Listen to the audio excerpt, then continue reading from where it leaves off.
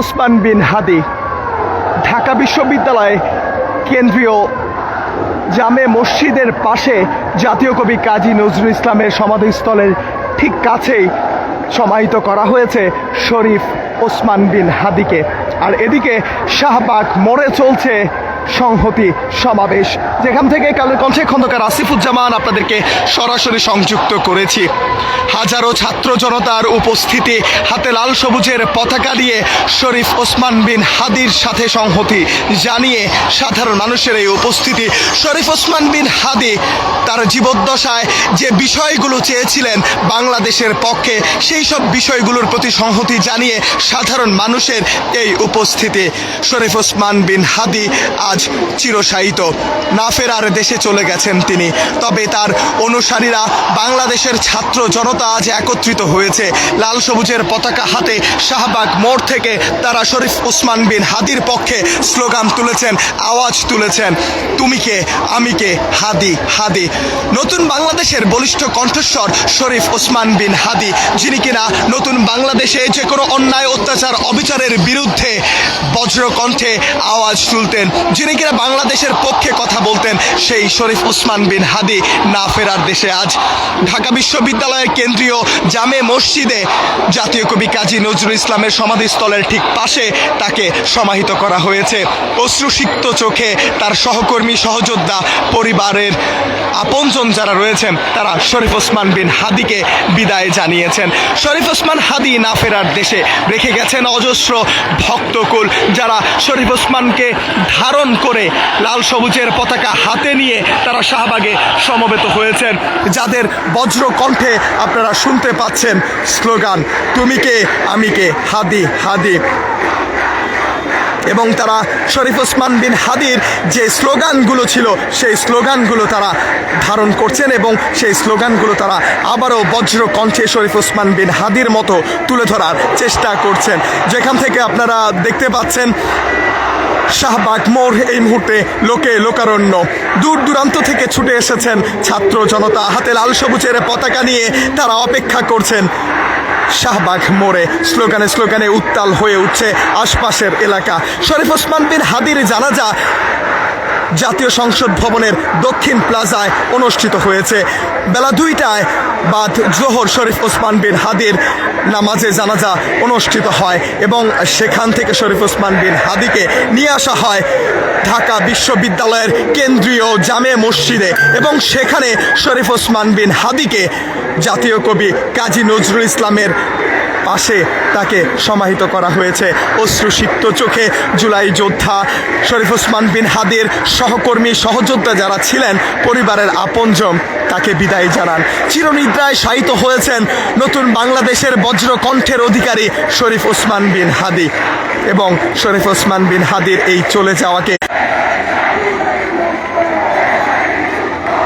শরীফ ওসমান বিন হাদির এই প্রস্থানকে তারা মানতে নারাজ। যারা শরীফ ওসমান বিন হাদির এই হত্যাকাণ্ডের সাথে প্রত্যক্ষ এবং পরোক্ষভাবে জড়িত ছিল, তাদের দ্রুত সময়ের মধ্যে বিচারের দাবি, শাস্তির আওতায় আনার দাবি নিয়ে এই মুহূর্তে শাহবাগে চলছে ছাত্র জনতার স্লোগান।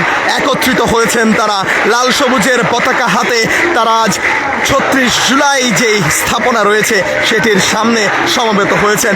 বাংলাদেশের লাল সবুজের বড় একটি পতাকা মাঝখানে রেখে তারা গোল হয়ে বসে আছেন, দুই হাত প্রসারিত করে হাতে হাত রেখে তারা স্লোগান দিয়ে যাচ্ছেন, তুমি কে আমি কে, হাদি হাদি।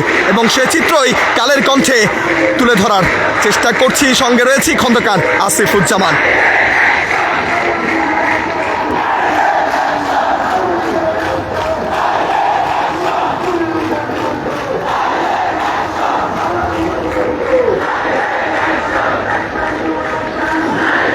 শাহবাগ মোড় লোকে লোকারণ্য, যেন তিল ধারণের ঠাঁই নেই। হাতে লাল সবুজের পতাকা অথবা কেউ কপালে বেঁধেছেন, কেউ হাতে রেখেছেন, বজ্র কণ্ঠে আওয়াজ তুলছেন। শরীফ ওসমান বিন হাদি নতুন বাংলাদেশে হয়ে উঠেছিলেন এক বজ্রকণ্ঠ, যিনি কিনা অন্যায় অত্যাচার অবিচারের বিরুদ্ধে সবসময় কথা বলেছেন। এই শাহবাগেই অসংখ্য সংবাদ সম্মেলন করেছেন, অসংখ্য কর্মসূচি পালন করেছেন বাংলাদেশের পক্ষে, বাংলাদেশের স্বার্থে। তিনি এখান থেকে বজ্রকণ্ঠে আওয়াজ তুলে অন্যায় অপরাধীদের ঘুম হারাম করেছেন, এমনটাই এখান থেকে স্লোগানে স্লোগানে বলা হচ্ছে। শরীফ ওসমান বিন হাদি যে বিষয়গুলোকে অসমাপ্ত রেখে গেছেন, যেই বাংলাদেশ শরীফ ওসমান হাদি চেয়েছিলেন, সেই বাংলাদেশ গড়ার প্রত্যয় নিয়ে শরীফ ওসমান বিন হাদির সেই বিষয়গুলোর প্রতি সংহতি জানিয়ে ছাত্র জনতার এই একত্রিত হওয়া। শরীফ ওসমান বিন হাদির দাফন সম্পন্ন হয়েছে ঢাকা বিশ্ববিদ্যালয়ের কেন্দ্রীয় জামে মসজিদে। জাতীয় কবি কাজী নজরুল ইসলামের সমাধিস্থলের ঠিক পাশে তিনি চিরনিদ্রায় শায়িত হয়েছেন এবং সেখান থেকে আমরা দেখতে পাচ্ছি একটি মিছিল এই মুহূর্তে শাহবাগের দিকে এগিয়ে আসছে। আপনারা দেখতে পাচ্ছেন শরীফ ওসমান বিন হাদির সমাধি স্থল থেকে একটি মিছিল শাহবাগে যে সংহতি সমাবেশ হচ্ছে সেখানে তারা একত্রিত হয়েছেন। আমরা দেখতে পাচ্ছি সেখানে শরীফ ওসমান বিন হাদির যারা সহযোদ্ধা ছিলেন, সহকর্মী ছিলেন, জুলাই যোদ্ধা যারা ছিলেন, যারা জুলাই গণ অভ্যুত্থানে সম্মুখ সারিতে থেকে নেতৃত্ব দিয়েছেন, তাদের একটি অংশকে আমরা দেখতে পাচ্ছি সেই মিছিলের অগ্রভাগে তারা অবস্থান করছেন এবং শাহবাগে সেই সমাবেশ স্থলে তারা একত্রিত হয়েছেন। সেই দৃশ্যই আমরা এই মুহূর্তে শাহবাগ থেকে দেখতে পাচ্ছি।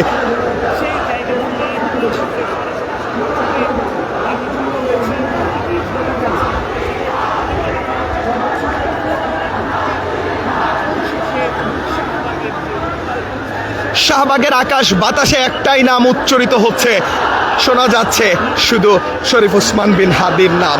তুমি কে আমি কে, হাদি হাদি, এই স্লোগানে ছাত্র জনতার উপস্থিতি শাহবাগে। সড়কের মধ্যভাগে ছাত্র জনতা, হাতে লাল সবুজের পতাকা।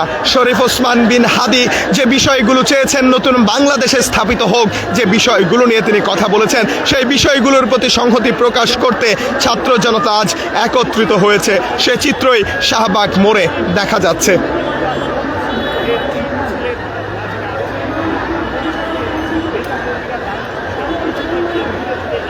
এর আগে নতুন বাংলাদেশে যে সমস্ত কর্মসূচি, অবস্থান কর্মসূচি হয়েছে, সভা হয়েছে, সেখানে শরীফ ওসমান বিন হাদির পদচারণা ছিল। তবে আজকের এই উপস্থিতি শরীফ ওসমান হাদির জন্য। শরীফ ওসমান হাদি নেই, তিনি পাড়ি জমিয়েছেন অনন্তকালের পথে।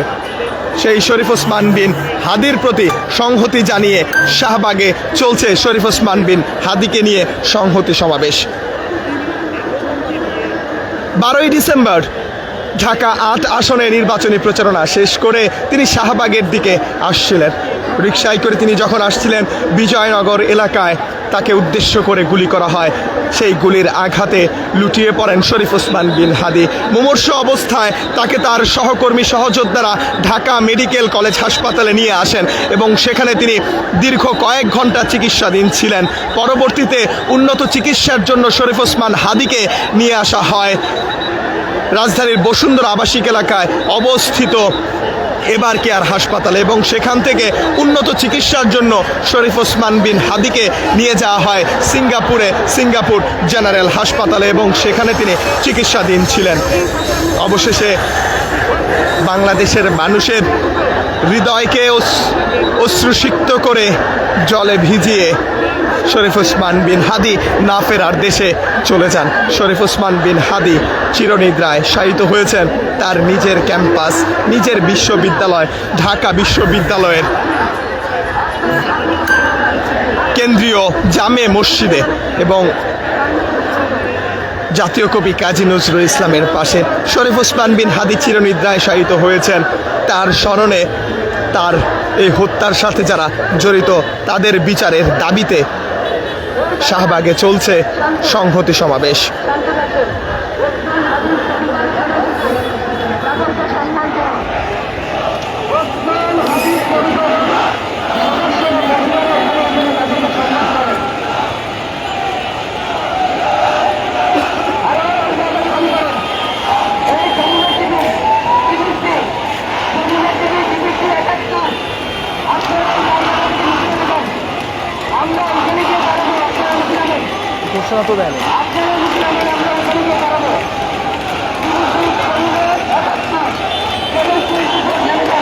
শরীফ ওসমান বিন হাদি নেসেরাবাদ মাদ্রাসা থেকে তার শিক্ষা জীবন শেষ করেন এবং সেখান থেকে পরে ঢাকা বিশ্ববিদ্যালয়ের 10-11 শিক্ষাবর্ষে তিনি ভর্তি হন এবং ঢাকা বিশ্ববিদ্যালয়ে পড়াশোনা শেষ করে সর্বশেষ তিনি একটি বেসরকারি বিশ্ববিদ্যালয়ে শিক্ষকতা করছিলেন এবং 5ই আগস্টের পর তিনি একটি সংগঠন শুরু করেন যার নাম ইনকিলাব মঞ্চ এবং সেই ইনকিলাব মঞ্চের মুখপাত্রের দায়িত্ব পালন করছিলেন শরীফ ওসমান বিন হাদি এবং ত্রয়োদশ জাতীয় সংসদ নির্বাচনে অংশগ্রহণ করতে ঢাকা 8 আসনে সম্ভাব্য স্বতন্ত্র প্রার্থী হিসেবে তিনি তার প্রচারণা শুরু করেন। প্রতিনিয়তই দেখা যেত প্রতি ওয়াক্ত নামাজের পর তিনি মুসল্লিদের সাথে তার নির্বাচনী প্রচারণা চালাতেন এবং মুসল্লিদের সাথে কথা বলতেন এবং পরবর্তীতে গত 11ই ডিসেম্বর ঘোষণা করা হয় ত্রয়োদশ জাতীয় সংসদ নির্বাচনের তফসিল। পরবর্তী দিন 12ই ডিসেম্বর ঢাকা 8 আসনের মতিঝিল এলাকায় শরীফ ওসমান বিন হাদি নির্বাচনী প্রচারণা করছিলেন এবং নির্বাচনী প্রচারণা শেষে শরীফ ওসমান বিন হাদি গুলিবিদ্ধ হন 12ই ডিসেম্বর এবং তাকে চিকিৎসার জন্য তার সহকর্মী সহযোদ্ধারা নিয়ে আসে।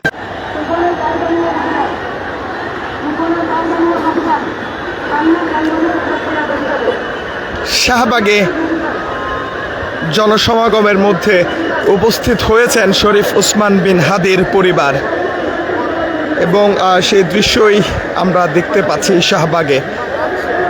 শরীফ ওসমান বিন হাদি না ফেরার দেশে অনন্তকালের পথে তিনি রওনা হয়েছেন। চিরনিদ্রায় তাকে শায়িত করা হয়েছে ঢাকা বিশ্ববিদ্যালয়ের কেন্দ্রীয় জামে মসজিদে, যেখানে জাতীয় কবি কাজী নজরুল ইসলামের সমাধিস্থল রয়েছে তার পাশে। শরীফ ওসমান বিন হাদির প্রতি সংহতি জানাতেই সাধারণ মানুষের এই উপস্থিতি শাহবাগে। ইতিমধ্যে শাহবাগে সেই সমাবেশ স্থলে শরীফ ওসমান বিন হাদির পরিবারের সদস্যরা এসে উপস্থিত হয়েছেন।